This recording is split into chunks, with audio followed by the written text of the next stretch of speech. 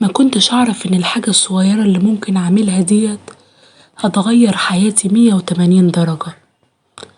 أنا علي، شاب بسيط، كنت مخلص في شغلي لأقصى درجة، وكنت دايما بحب أساعد أي حد محتاج، سواء كان جار أو قريب أو حتى لو حد معرفوش.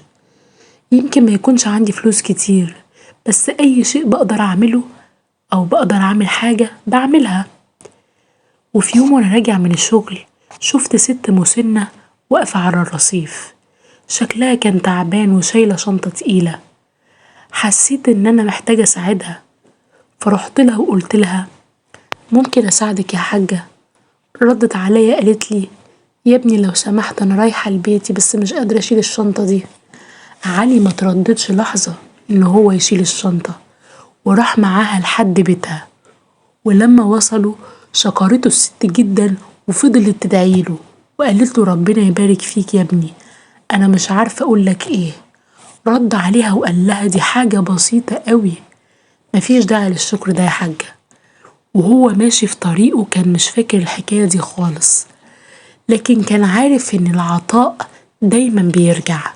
وبعد أيام قليلة حصله موقف غريب، وهو في الشغل كان عنده مشكلة كبيرة جدا في ورقة مهمة، وكان هيخسر شغله لو متوصلش للحل.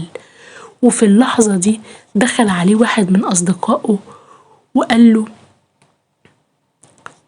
أنا سمعت إن عندك مشكلة في الشغل، وأنا عندي خبرة كبيرة في المجال دوت وممكن أساعدك.